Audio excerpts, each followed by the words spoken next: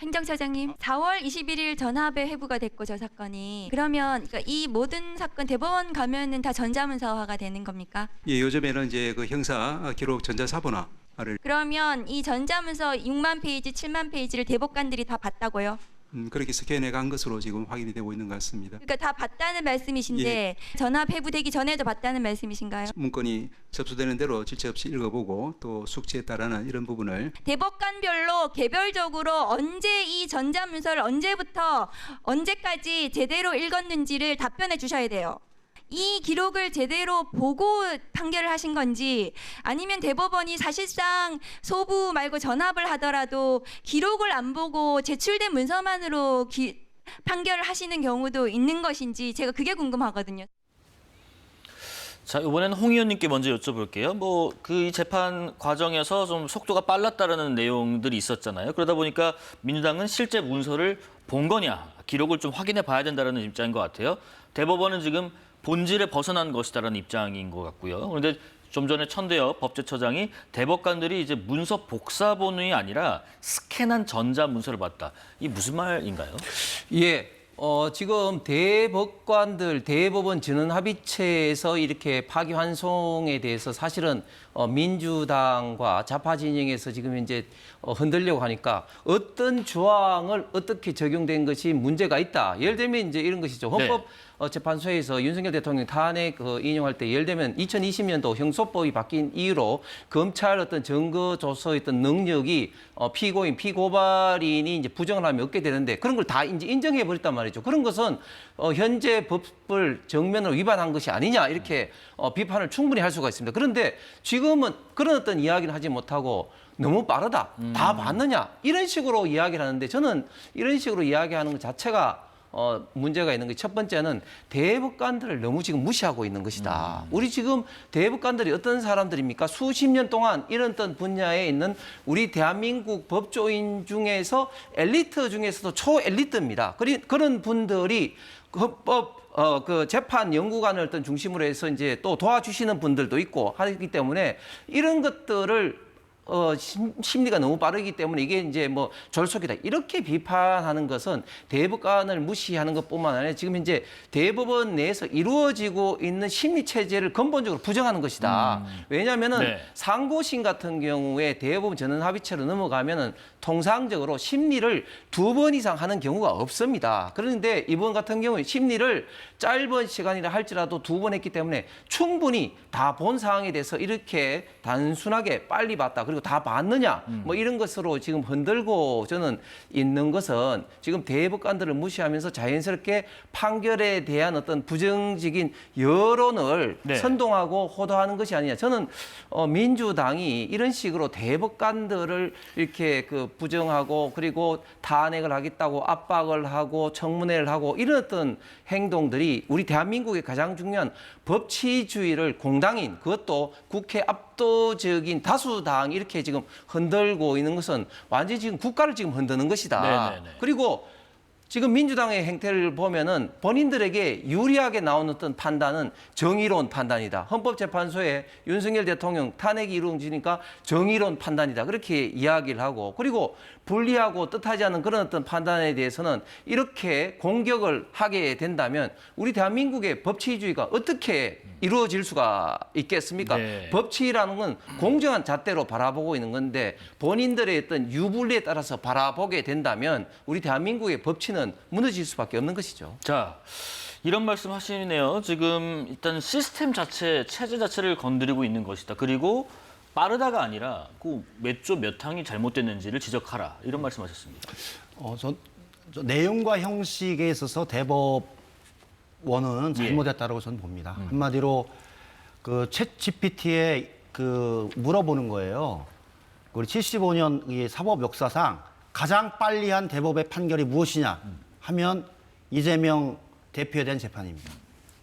보통 633도 지키지 않았어요. 이내라도 지켰다고 주장하지만 최소한 3개월 정도는 충분하게 심리를 할 수 있음에도 불구하고 30일 조금 넘어서 결정을 했죠.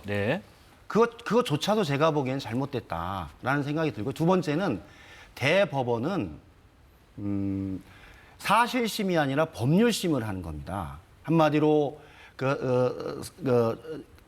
지법과 고법은 사실심에 기반하고 그에 따라서 형량을 정하지만 대법은 1심, 2심에서 진행했던 것이 우리의 헌법과 법률에 위반되느냐 안 되느냐를 기준으로 가지고 네. 위법과 불법을 규정하는 법률심의 체계로 진행하는 겁니다. 근데 이번에 대법에서 판결을 냈던 내용을 보면 1심에서 진행됐던 내용과 똑같습니다.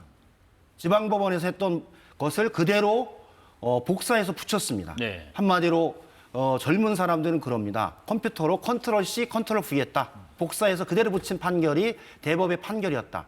한마디로 법률심을 해야 될 대법에서 사실심으로 들어가서 형량에 대해서 살펴본 거죠. 즉 고법은 그동안 대법원 판례에서 최신 판례에 입각한 법률에 입각해서 그것 자체 표현의 자유와 정치활동의 자유, 포괄적인 국민의 선택을 이끌기 위한 부분으로서 허위사실 유포라는 부분들이 해당하지 않는다라고 대법원에서 가장 최신의 판례에 했던 대법원의 판결을 가지고 무죄를 선고했던 거예요. 네. 그러면 대법원은 그러한 판례 자체가 고법의 그런 판결의 법률심 자체가 잘못됐다라고 하는 내용을 가지고 법률심에 가지고 판단해야 되는데 1심에서 했었던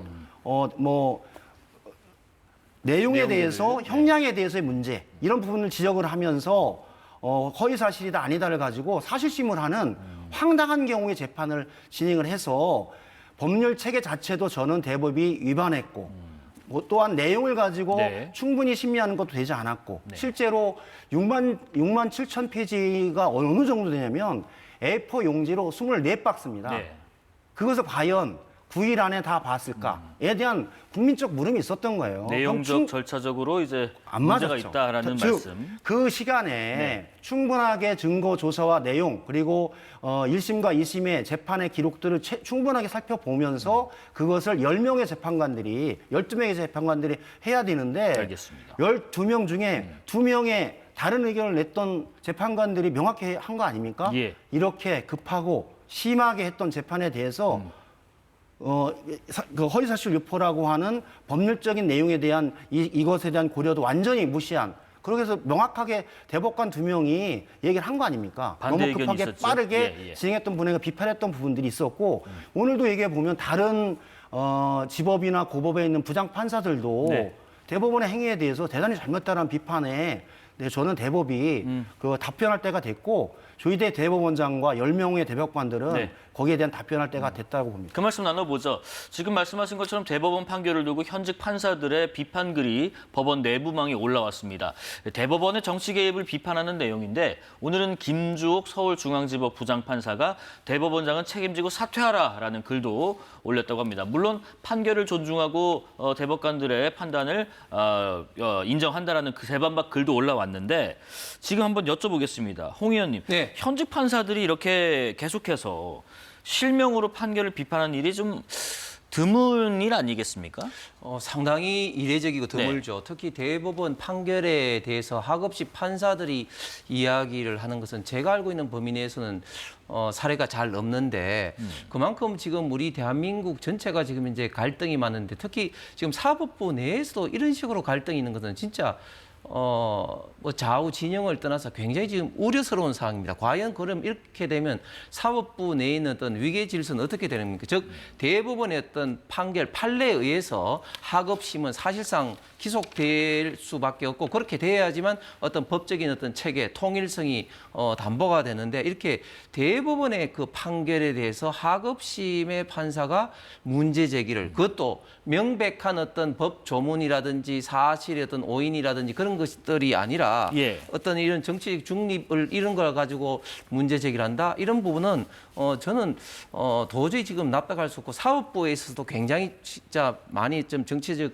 갈등 위기에 있다 이렇게 이제 생각을 하고 네네. 그런데 조금 전에 우리 김 의원님께서 법률심을 안 봤다 하는데 그건 명백히 제가 볼 때는 잘못된 게인 게 대법원에서도 사실의 오인이라든지 법률 어떤 적용이라든지 이런 것은 기존에 다 봐왔습니다. 특히 법률을 적용하는 데 있어서 예를 들면 백현동 건만 하더라도 대법원에서 본 판단 즉 그 이재명 후보가 당시에 지금 국정감사에 와서 국토부에서 그런 어떤 협박이 없었다는 것을 구체적으로 즉 그때 당시 혁신도시법으로 적용해야 되느냐 아니다. 그 알아서 그 저기 판단해라 이렇게 그 공문으로 왔다 갔다 한 부분에 대해서도 허위로 네네. 발표를 함으로써 국민으로 하여금 듣는 국민으로 하여금 국토부 협박 때문에 당시에 그 백현동에 3,200억 이상의 천문학적 어떤 수치의 그 특혜를 줬다는 것을 본인이 알겠습니다. 피해갔습니다. 그런데 이미 거기에 대해서는